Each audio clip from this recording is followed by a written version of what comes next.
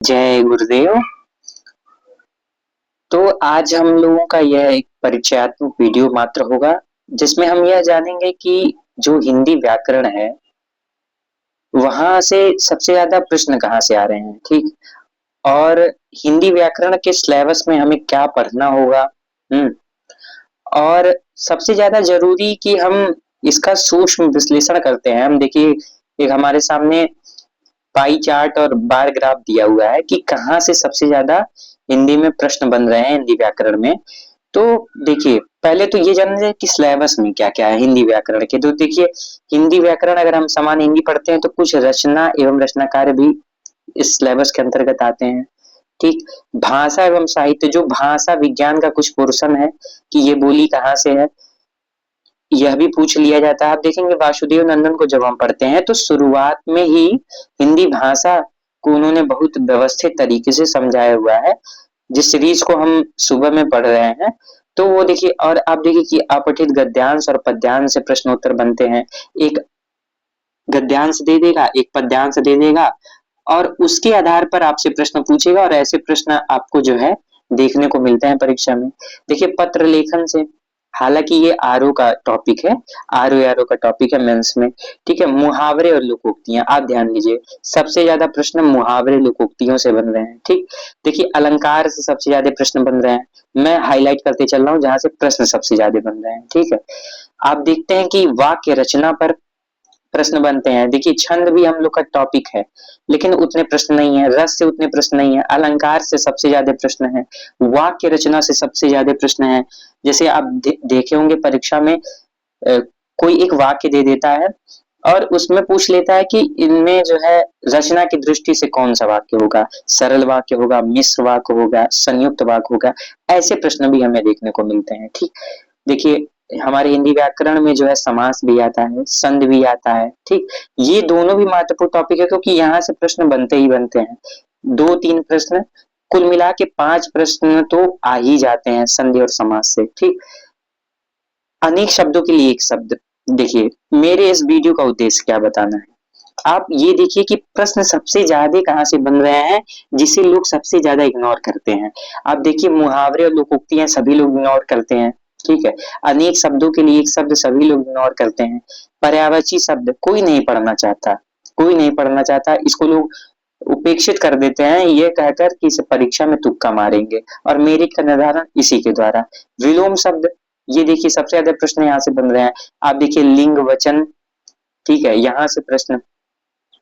शब्द भंडार से प्रश्न, शब्द भंडार से कि ये वाक्य देशज है, खिड़की दे दिया, पूछा कि देशज है कि विदेशज है, विदेशज है तो अरबी है फारसी है बताइए। तो हमें ध्यान है कि खिड़की क्या है, एक देशज शब्द है।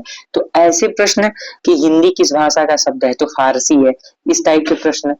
तो इस वीडियो का उद्देश्य यही आपको बताना है कि हिंदी साहित्य में जिन टॉपिक को हम छोड़ देते हैं वहां से प्रश्न सबसे ज्यादा बने। देखिए, युग्म शब्द, ठीक है, 2 शब्द दे दिए, जैसे कोश, कोश। अब एक कोश का क्या अर्थ है, दूसरे कोश का क्या अर्थ है, आप ये बताइए। अनिकार्थी शब्द, ठीक है, एक शब्द दे दिया, अब उसके कई अर्थ होते हैं। ठीक है।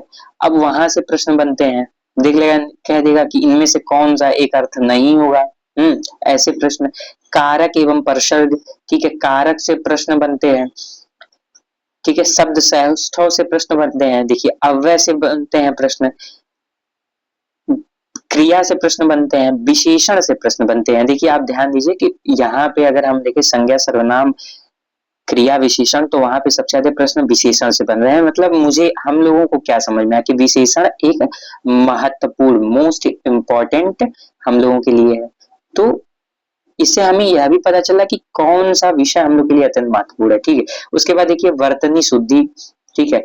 अगर मान लीजिए अहिल्या दे दिया, अहिल्या, अब ये अहिल्या दिया, ठीक है, ये अहिल्या दिया और ये अहल्या दिया। अब इसमें से पूछ लिया कि कौन सा सही है। ठीक है। आप देखेंगे अधिकतर जगह ये प्रयोग होता है, तो लेकिन ये गलत है, अहल्या ये सही है। ऐसे मिष्ठान, आप देखेंगे कि जो दुकानों पे मिष्ठान लिखा हुआ होता है, किसी दुकान पे मैं आज तक देखा ही नहीं कि वो मिष्ठान सही हो। मिष्ठान शब्द का सही क्या है, आप ध्यान दीजिए, मिष्ठान ऐसे लिखा जाएगा, मिष्टान होता है। ठीक है। मिष्ठान जैसा कोई शब्द नहीं होता।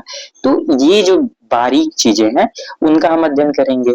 आप देखिए ध्वनि एवं हिंदी वर्णमाला से कितने 115 प्रश्न अभी तक मतलब वो ग्राफ से बता रहे हैं। मतलब ये हमारे लिए अत्यंत महत्वपूर्ण विषय, ठीक है, अत्यंत महत्वपूर्ण टॉपिक। तो हम लोगों ने इस परिचयात्मक वीडियो में क्या जाना, हम लोग इस परिचयात्मक वीडियो में इतना जाने कि जो टॉपिक हम लोग परीक्षा में तुक्का के लिए छोड़ देते हैं वो सबसे ज्यादा पूछे जा रहे हैं आज के दौर में, वो सबसे ज्यादा पूछे जा रहे हैं और उनका गंभीरता से अध्ययन करना हमें युद्ध भूमि में सफलता के लिए संकेत सूचित करता है।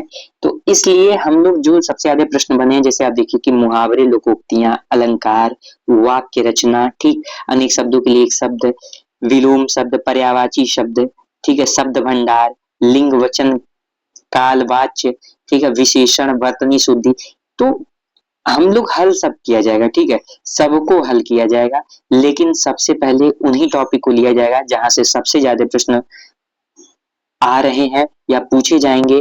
मेरा विश्वास है मेरा विश्वास है कि आप लोग को ये श्रृंखला बहुत अच्छी लगेगी और ये आपके लिए अत्यंत महत्वपूर्ण होने वाली है, ठीक है। ये मात्र परिचयात्मक वीडियो है और इसके बाद हमारी श्रृंखला ये आती रहेगी और मैं आपको विश्वास दिला रहा हूं अगर आप इस पूरी श्रृंखला को करते हैं तो जो प्रश्न कोई नहीं सही करता है वो आप सही करके आएंगे। जय गुरुदेव।